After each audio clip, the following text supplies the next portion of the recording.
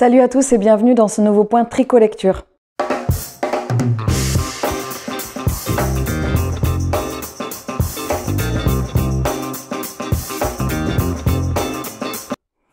Alors aujourd'hui c'est un petit peu spécial l'introduction parce que j'ai filmé une première introduction et j'ai filmé toutes mes vidéos, je fais par petits bouts et en fait il se trouve que je ne sais pas comment j'ai fait mon compte, par mégarde je les ai effacés. Donc du coup dans cette vidéo, dans ce bout d'introduction, je vous disais tout d'abord merci d'être toujours plus nombreux sur cette chaîne, merci pour le soutien que vous m'apportez, que ce soit via des commentaires, via des pouces, n'hésitez pas à laisser un petit pouce, n'hésitez pas à laisser un petit commentaire. Si le cœur vous en dit, n'hésitez pas à vous abonner si ce n'est pas fait. Vous avez vu que la qualité sonore s'est améliorée normalement, voire même la qualité d'image s'est un petit peu améliorée. En effet, c'était mon anniversaire cette semaine et j'ai eu du matériel pour pouvoir filmer de meilleure qualité, dont notamment un micro et un trépied. Voilà, je vous laisse maintenant en compagnie de moi-même et des différentes tricots lectures que je vais vous présenter en suivant. En ce qui concerne les livres que j'ai reçus donc pour mon anniversaire, vous ne les verrez pas aujourd'hui puisque comme je vous disais, il y en a beaucoup et je vous ferai une vidéo dédiée qui sortira samedi où je vous présenterai tous les livres que j'ai pu avoir. Donc cette semaine, les livres que je vais vous montrer que j'ai reçus, enfin que j'ai récupérés d'ailleurs, ce ne sont pas des livres reçus, ce sont des livres que j'ai trouvés en boîte à livres. Je les ai pris parce qu'il y avait des choses que je voulais lire, notamment un qui était dans ma wish depuis un moment et un auteur que je voulais essayer, donc je me suis dit c'est un peu bête de ne pas les prendre, voilà. Mais en tout cas, je ne vais pas les lire tout de suite, mais je les remettrai en boîte à livres par la suite. Les 3 livres que j'ai trouvés en boîte à livres, il y a Puzzle de Franck Tillier chez Pocket. C'est un auteur que je voulais découvrir. Alors, je ne suis pas sûre que ce soit le premier livre j'arrive plus à parler, que ce soit le premier livre à lire de l'auteur, mais en tout cas c'est celui par lequel je pense que je vais commencer. Je vais d'abord vérifier que c'est pas un tome 2 ou un tome 3 pour éviter la catastrophe du Camilla Grébeux. Ensuite, dans la boîte à livres, j'ai trouvé Les Demoiselles de Anne-Gaëlle Huon. Chez le livre de poche, il est neuf. Il est même pas... je pense qu'il n'a pas été lu, il est complètement neuf. Donc voilà, j'avais très envie de le découvrir et de découvrir cette autrice. Et enfin, le 3e livre que j'ai trouvé en boîte à livres et que je venais juste de repérer en plus, c'est Les Insoumis d'Alexandra Brecken chez le livre de poche, c'est le tome 1. Et je venais de le voir dans une vidéo et j'avais très envie de le découvrir. Alors... D'ailleurs, en parlant de vidéos que je regarde, je regarde essentiellement non, pas deux, c'est pas vrai. En fait, il y en a plus. En tout cas, je suis très inspirée par Steph de Piketty, de la chaîne Piketty Bookin. Notamment, mon introduction, je l'ai puisée chez elle sur les points lecture qu'elle faisait avant. Je tenais à le préciser parce que j'ai pas inventé la poudre. Et donc, du coup, voilà, je tire mon inspiration forcément de gens qui ont fait des choses avant moi. Ça fait pas très longtemps que je fais des vidéos. Et donc, du coup, voilà, je tenais à le préciser. D'ailleurs, j'ai vu qu'il y avait eu plein de nouveaux sur la chaîne. C'est le moment de vous dire bienvenue sur ma chaîne YouTube et c'est le moment de vous dire n'hésitez pas à mettre un petit pouce, un petit commentaire pour soutenir mon travail au niveau du contenu que je vous propose. Encore une fois, je tiens à vous remercier pour tout votre soutien, pour tous vos mots à chaque fois qui sont extrêmement positifs. Ça me permet de découvrir des nouvelles personnes. Là, j'ai encore fait une lecture commune cette semaine avec quelqu'un que j'ai découvert via les réseaux sociaux. Donc, c'est vraiment c'est une expérience extrêmement enrichissante. On commence tout de suite par les lectures que j'ai pu faire cette semaine. Cette semaine, j'ai terminé le livre que j'avais commencé à vous présenter la semaine dernière, L'univers entre les mondes de Cerise. C'est un livre que j'ai reçu dans le cadre du site Simplement Pro. C'est un site sur lequel tout le monde peut s'inscrire et où vous recevez des services presse et vous avez vous pouvez vous inscrire et l'auteur vous envoie ou non son service presse. La condition étant de le lire dans un temps imparti et d'en faire une chronique. C'est un livre qui me tentait bien et voilà. Alors je vais essayer de vous résumer l'histoire. J'ai mis un post Instagram dessus. Moi, de ce que j'ai compris, c'est un personnage cartoon, oui, c'est ça, cartoon, qui va protéger un jeune personnage qui s'appelle Ezra d'un peuple qui essaye de le récupérer ou de récupérer une arme. Alors je sais, c'est hyper confus. C'est parce qu'en fait, moi j'ai eu... Alors, le livre est bien écrit. Clairement, il est bien écrit, mais j'ai eu des problèmes de description, c'est-à-dire que j'ai eu des manques au niveau des descriptifs des personnages, ce qui fait que je n'ai pas pu visualiser l'univers. et j'ai pas pu m'attacher et du coup, je suis passée, je pense, à côté de cette lecture. C'est un peu dommage parce que il y avait des choses qui étaient très bien. Après, je pense que voilà, ça peut correspondre à d'autres personnes, il n'y a pas de souci. C'est pas parce que moi, ça me correspondait pas que ça ne correspond à personne, en fait. Bien évidemment, c'est sûr et certain, on n'a pas tous les mêmes goûts. Après, voilà, moi, je sais que c'est une lecture que j'ai pas appréciée, mais à laquelle je n'ai pas accroché. J'ai pas réussi à savoir si les personnages étaient des humanoïdes ou s'il y avait des fois il y avait des termes en parlant d'animaux, donc voilà, j'ai eu quelques difficultés. Donc j'ai laissé une note à l'autrice, bien évidemment, que j'ai remerciée pour sa confiance et si vous avez envie de le lire, n'hésitez pas à découvrir ce nouvel univers. Ensuite, une fois n'est pas coutume, j'avais très envie de me remettre dans l'univers des mangas. Alors pourquoi, je ne sais pas. Et alors moi, il faut savoir que j'ai eu une période manga quand j'étais au lycée, notamment, enfin même au collège, notamment un manga qui m'a particulièrement marqué, que je lisais beaucoup à l'époque et que je n'ai pas forcément relu. J'ai été déçue par la fin du manga en fait, et du coup ça m'a empêché un peu de lire la suite, enfin de lire la fin. D'ailleurs, je crois même que je l'ai pas terminé. Je voudrais le relire. Voilà, je l'ai en tête, je l'ai sorti, il est derrière caché. Je ne vous dis pas lequel c'est. D'ailleurs, si vous avez des mangas que vous aimez, n'hésitez pas à me le dire afin que je puisse les découvrir. Celui que j'ai découvert cette semaine, c'est L'Atelier des sorciers. Donc c'est un petit manga. Alors c'est une jeune fille qui découvre la magie par hasard en fait. Enfin par hasard, oui et non. Et ce que j'aime bien dans ce livre, c'est que le manga, les dessins sont très jolis et comme d'habitude. Comme d'habitude, le manga, c'est un manga très humoristique et en fait, c'est une vision de la magie, c'est une approche de la magie qui n'a rien à voir avec la magie dont on a l'habitude. Parce que là, les personnages découvrent la magie via l'écriture, c'est-à-dire les magiciens, ce sont des personnes qui activent des sorts en écrivant des pentagrammes, en reproduisant des symboles, pas que des pentagrammes, des symboles. Bref. En tout cas, c'est une vision de la magie qui était sympa. J'ai beaucoup aimé le tome 1 que j'ai trouvé très sympa. Enfin, oui, alors sympa 800 fois dans la même phrase, ça va pas le faire. Que j'ai trouvé très jeune, dans le sens c'était simple, c'était une bouffée d'air frais, c'était très sympa. J'ai encore dit sympa. C'était très, je sais pas, je trouve pas mes mots. En tout cas, j'ai bien aimé, je lirai le tome 2 avec plaisir. Je ne sais pas s'il y a d'autres tomes, mais j'ai vu qu'il y avait le tome 2 en bibliothèque, donc je le prendrai. J'ai lu ensuite en lecture commune avec Diomi, Mage de bataille, le tome 1 de Peter A. Flannery chez Albin Michel Imaginaire. C'est un livre que j'ai gagné avec Albin Michel Imaginaire. Vers le mois d'avril, je crois, il me semble. J'ai gagné les 2 tomes et j'appréhendais un petit peu de me lancer dans ce livre. Alors, je vous ai expliqué la semaine dernière pourquoi. C'était cette couverture qui pas me rebutait, mais qui me freinait un petit peu dans le sens où je trouvais que ça faisait une couverture très très fantaisie et je me disais je vais avoir un univers hyper complexe. J'avais un peu peur de là où j'allais mettre les pieds en fait. Et par exemple, j'ai adoré une série que j'ai lue il y a pas longtemps, dont je ne me rappelle plus le nom, mais où effectivement chaque tome était quand même hyper complexe. J'ai Mage de bataille en tête, mais c'est pas ça parce que je l'ai dans la main. Bref, c'est pas grave. Quand je retrouverai le nom, je vous le mettrai en bandeau comme d'habitude quand je ferai le montage vidéo. Là, on va suivre 2 personnages, Falco Dante et son ami qui s'appelle Malaki. Et donc les 2 jeunes hommes vivent dans un village où les mages de bataille... Alors, le principe d'un mage de bataille, c'est que c'est un sorcier, enfin c'est un personnage fantastique qui fait de la magie, qui va agir dans l'action. Donc en gros, on a 2 castes, on va dire, dans la magie. Il va y avoir les mages de bataille et il va y avoir les thaumaturges. Les thaumaturges, ce sont des gens qui, eux, vont préparer des sorts, ils vont mettre beaucoup de temps à les préparer et ils ne peuvent pas les lancer d'un coup. Donc très vite, on va comprendre qu'entre les mages de bataille et les thaumaturges, il y a quelque chose qui se joue. Mais bon, on verra après. Donc au départ, on a ces 2 personnages. Falco est un personnage alors il est tout gringalé, il est malade, c'est pas la forme quoi. Vraiment, c'est un jeune homme qui va pas très bien dans ses baskets. Son père était mage de bataille et en fait les mages de bataille ont un lien avec les dragons et son père a vrillé. En fait, je rembobine. Chaque mage de bataille a un dragon et les dragons, au bout d'un moment, sont aspirés par le mal, on va dire.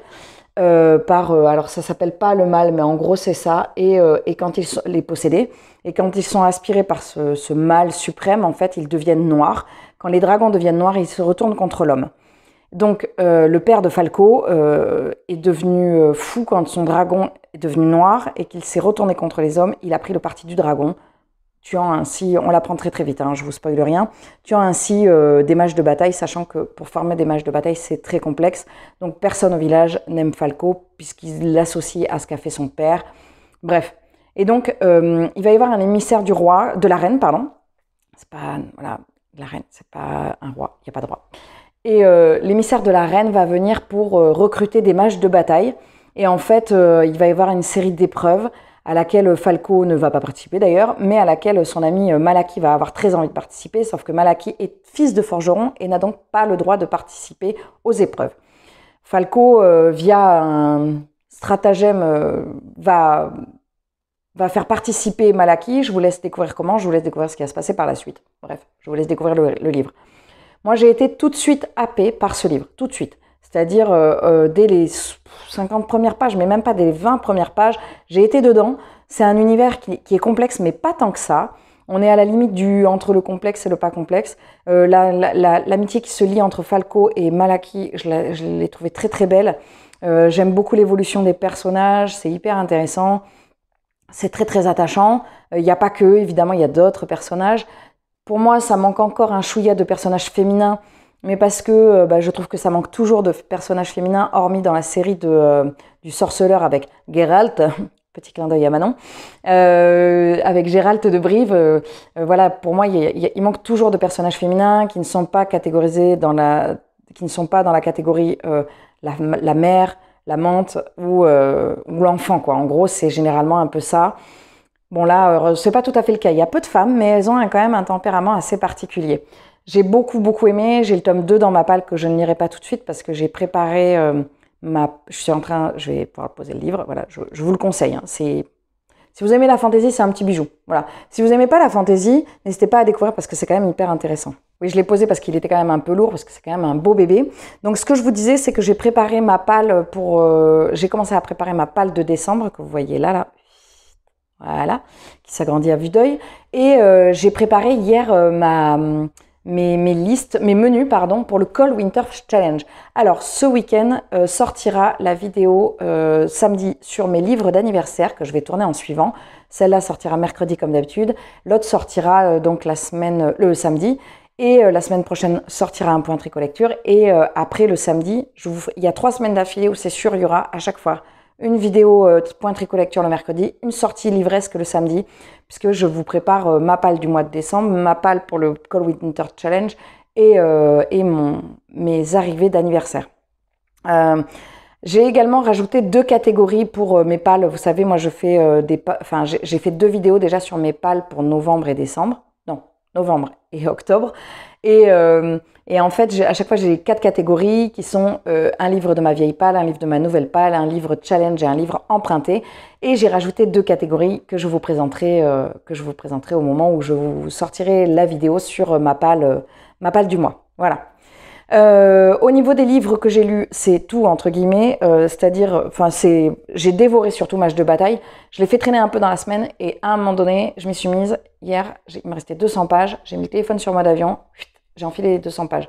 Et elles sont passées sans aucun problème.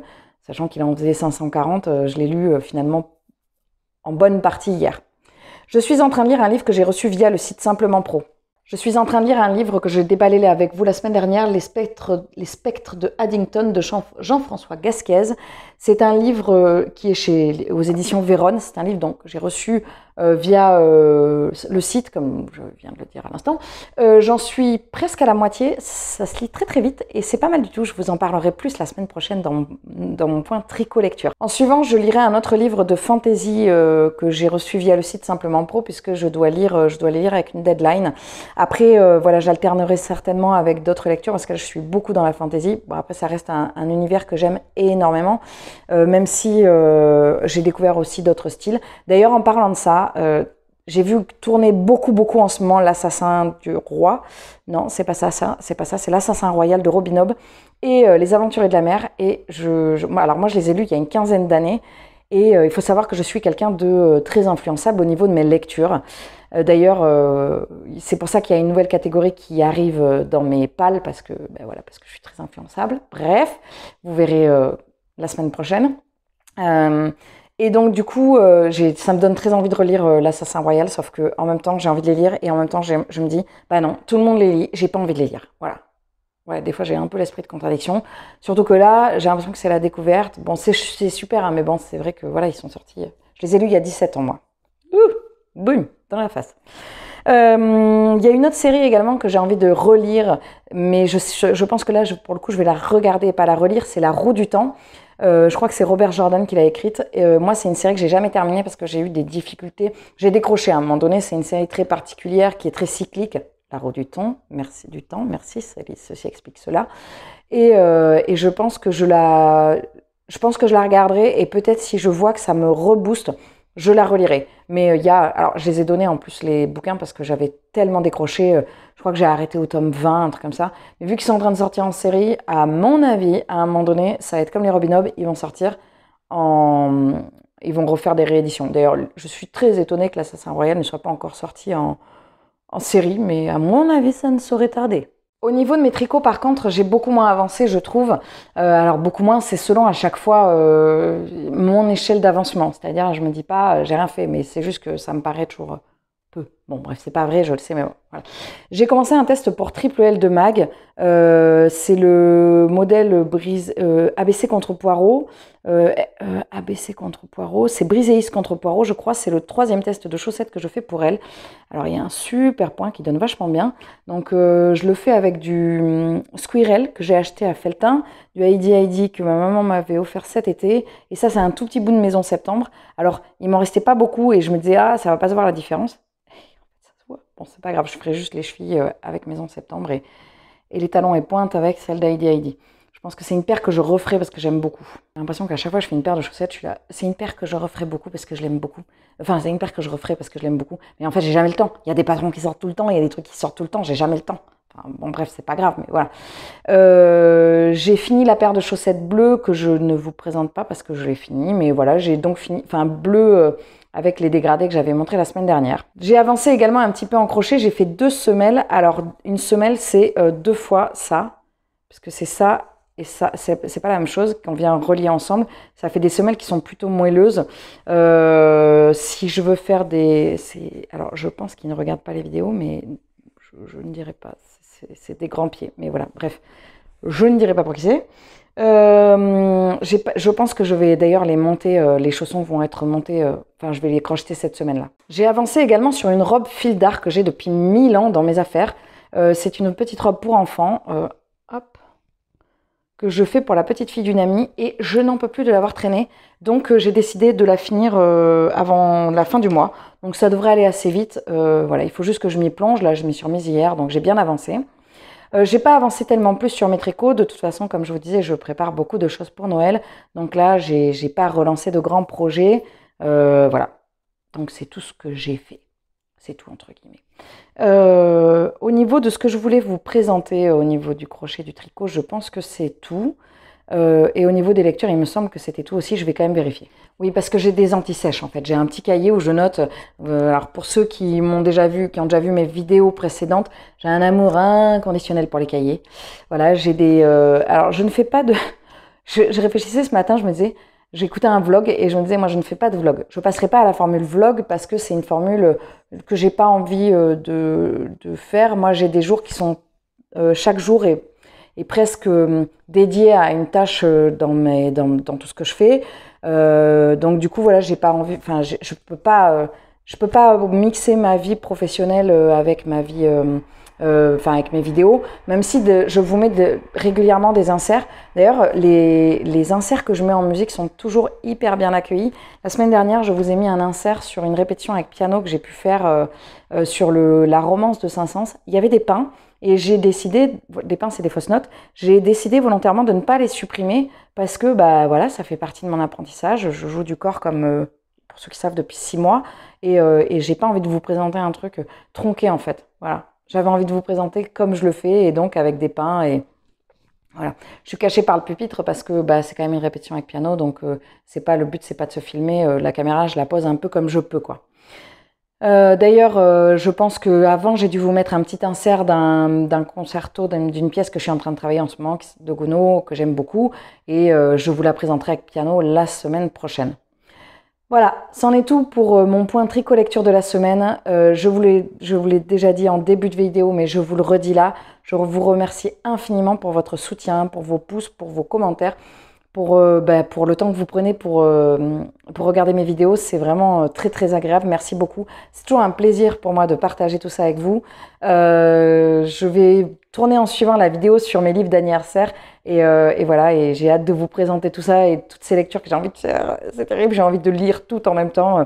Des fois, ça me fait ça, je suis là, la boulimie de livres. Enfin, je fais tout le temps la boulimie de livres. Bref, je vous souhaite une excellente journée, une excellente semaine, un excellent mois. Je vous dis une excellente année. Je vous dis à très vite et voilà, à très vite. Salut!